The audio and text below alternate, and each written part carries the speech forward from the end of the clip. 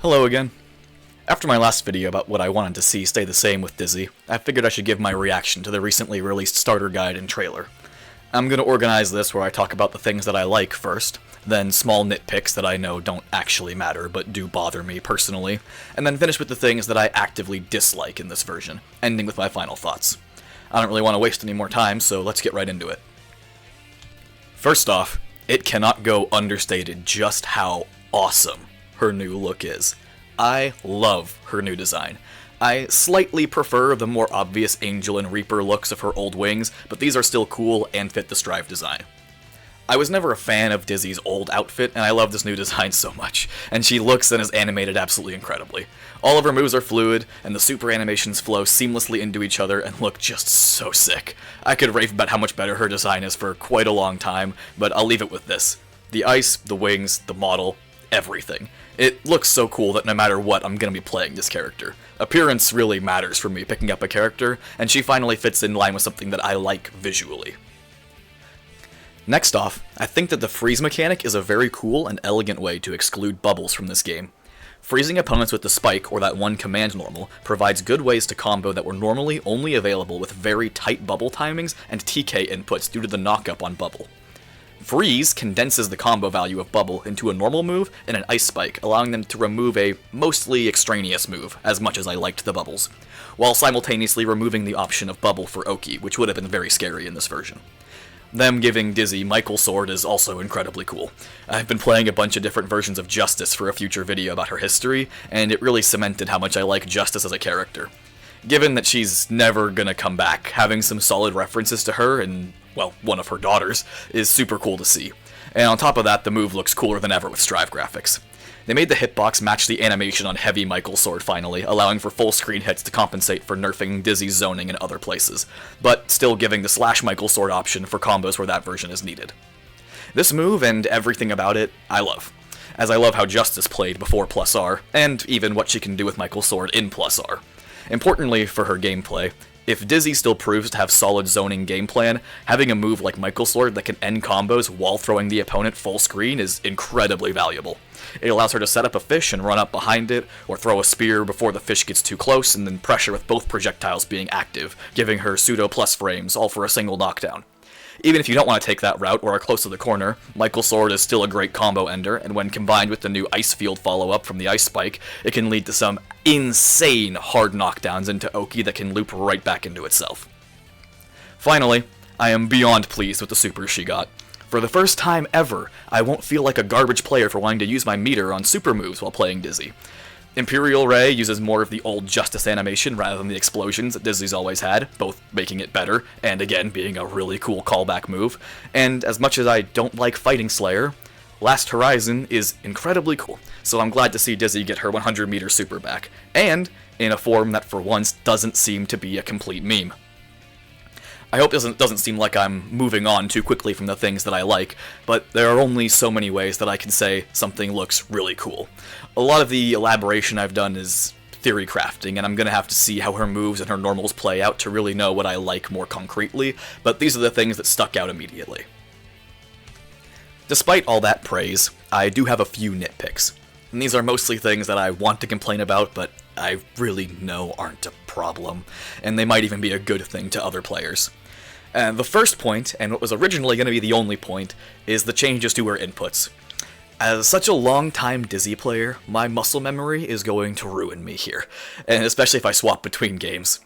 I understand that Strive has done a lot of input homogenization, and I get the value of that, but personally, I just find having more input variety more fun.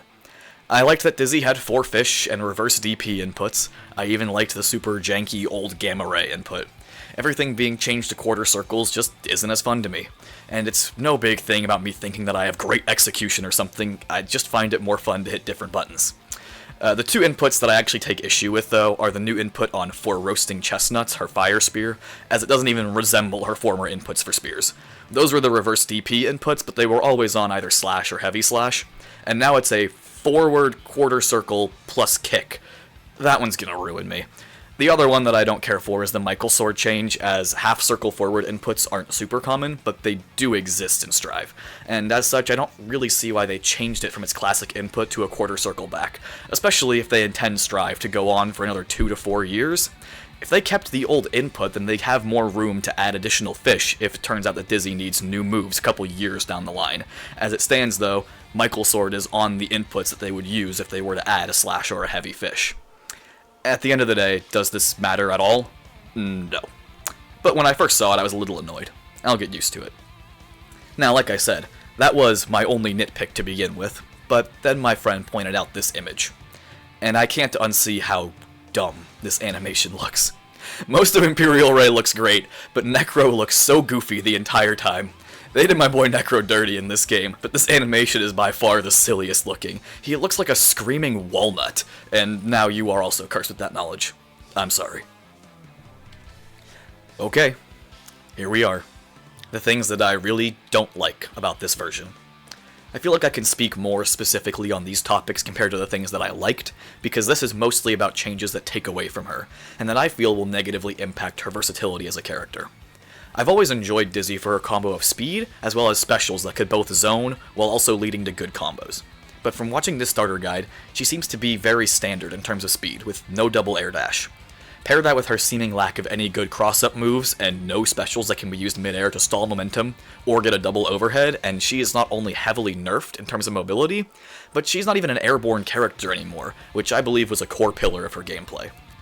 I get that Strive is a more grounded game, but even just some kind of option to incentivize her to jump more than your standard character would have been good enough. As it stands, I feel like they went as all in as possible on making her the definitive Oki character, which is how a lot of people saw her before, but I worry this will make her more frustrating to fight than ever before, while also removing playstyle options. The freeze and the ice field mechanics giving such strong combos that always lead to hard knockdown means that if you ever get opened up by her, you'll be stuck blocking constant Oki. Whereas before she had mobility and air options with ways to open you up, many of her air-based combo routes, or honestly most of her combos that weren't purely grounded, didn't lead to the best knockdown in those games.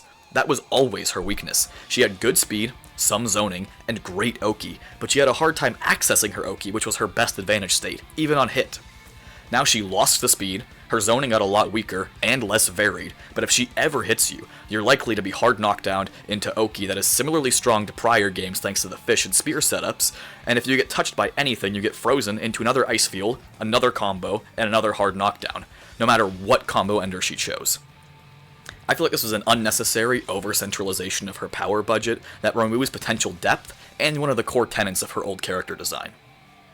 The second major thing I dislike is what they did to the fish in Strive.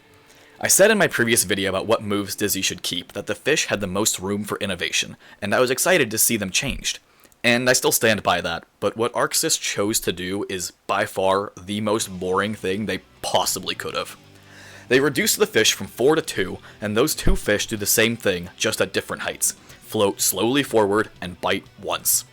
Every fish had a unique purpose before, but now we have 2 fish that act as combo filler and a glorified projectile. This isn't innovation, it's boring. They're probably going to be very effective for running up on an opponent due to how slow they travel, and they showed in both the starter guide and the trailer how helpful the fish can be when used in a combo. But compared to the variety before, this is a massive step down, and for no reason other than misguided desire to make things simpler.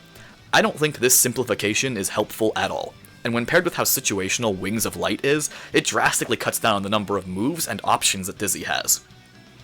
In prior games, thanks to having 4 or 5 different fish options, Dizzy had a rather large special move list. Now, both fish are basically the same thing. Ice Field is just a follow-up from Ice Spike, and Wings of Light is incredibly situational. That leaves us with a whole 3 special moves, one of which is just an old Justice button. That's mostly why it feels so sad to me. Part of the reason I fell in love with playing Dizzy back when I first found the series with Xrd was that she had a lot of different specials, but they weren't hard to grasp a basic use for.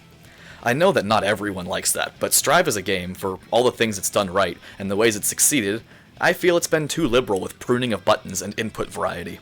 Many of the simpler characters with fewer specials and inputs are good, but Strive doesn't do a good job of catering to players who like lots of input variety. And no, I'm not an APM player, I just like choices, so characters like Asuka and Chaos never really appealed to me despite the motion input spam they do. The final thing I can say that I truly don't like should come as no shock. It's Wings of Light. Visually, this move is one of the best in the game, but mechanically, I find myself wondering why it exists. It takes so long to activate that the entire match could end before it's even ready with how high the damage is in Guilty Gear as a series. It also drains meter incredibly rapidly for damage roughly equal to just spending that meter on a super. There's no way that this move ever feels good, whether the move is actually good or bad. I personally think that this move is likely never going to be worth the meter, but a friend of mine I was talking to is very scared of the potential of the move in various situations. After a lot of discussion, I've come to the conclusion that this move is just poorly designed. In mid-tower level gameplay where people know that they should be blocking but don't know when a block string is fake, this move is just going to simply kill people. But in higher level play, you need to win or block for a minimum of 3 interactions against most characters to even get the move to trigger. Once the wings have popped, you still need to be fairly close to get the damage from it, and you give up options for hard knockdown super wall break if you do land a combo, or a YRC to help escape pressure. Worse yet, with her nerfed air movement, it's very likely that you're going to need to make use of the BRC instant overhead technique in order to have real mix in the corner. I find the potential for failure to make this move likely not worth ever using, unless there are combo routes found, in which you can activate wings post-freeze without losing out on any damage. On the other side, though, my friend did make some good points about where this move sounds stupid. Setting up the wings after a good ice field knockdown cycle, then doing some semi-fake but hard to challenge block string pressure, especially with your now plus-on block fire spear, could be incredibly annoying to deal with. Dizzy can land a knockdown, and if she pressures you correctly, you'll still lose even for blocking all of that. The other, and I think most compelling case he made for where this move could be strong, is in a wall break situation. This is somewhat dependent on if the timer for wings popping still ticks down during the wall break animation, but even if not, setting up the wings during a combo that you know will wall break, then wall breaking with a super, going for Oki while the timer ticks down, and using positive bonus to rebuild that meter you spent breaking the wall, allows you to take what is already a highly advantaged state for you and turn it into basically a checkmate for the opponent, as they're going to have to spend the rest of their meter using FD or risk dying to chip damage. This specific case does, I admit, have me excited, as I like using broken moves in games, but I can't say that it makes me like the move. This is situational, but when it works, it's gonna feel horrible to lose to, and I really do hate design like that. So I know, I threw my negative feelings right at the end and made it probably the longest section of the video, but I don't want it to get twisted. I'm still very excited for Dizzy. Truly, just the character that she is and how good her animations look, aside from Necro's face during Imperial Ray, and her new design go a very long way for me. I'm very excited to start labbing out freeze combos, and even more excited to find out if you can freeze more than once in a combo. I hope not, for everyone else's sake. I think, speaking honestly, looking at this version of Dizzy, I don't think she was obviously improved like some other characters when being ported to Strive. And I think overall, I'm gonna find that I like old Dizzy more. But that's not a bad thing, just a preference. I also think, however, that she's gonna be my favorite Strive character. Nobody's quite clicked with me thus far. The closest was Testament, but the combo game on Dizzy seems so much more fun to me. Overall, I come out of this feeling interested, excited, but slightly sad that she wasn't handled more like Slayer or ABBA, who still feel very much like their old selves despite the changes made. I find that the longer I give myself to digest all the changes, the more excited I am to try her out. So no matter what, I'm looking forward to the 31st, to see which of these feelings hold true and which things I change my mind on. Just like last time, thank you all for watching. My last video got infinitely more attention than I was expecting, so I truly want to thank everyone for checking it out, and I doubly thank anyone interested in returning to see my future content. I'm thinking that I'm going to post about Strive Dizzy for a bit after she comes out, and probably stream my games on her, and then I want to start a series about how Guilty Gear characters evolved and changed across versions. Since I have access to Guilty Gear X through my friend, I already recorded all the footage for a video like that about Justice. I just need to edit it all together. I'm thinking of looking at Venom or Testament next, but those are going to be harder as I'm going to need to actually learn to play them before I can effectively comment on how they changed. So, on that note, I'll see you next time for some actual Dizzy gameplay and hands-on thoughts.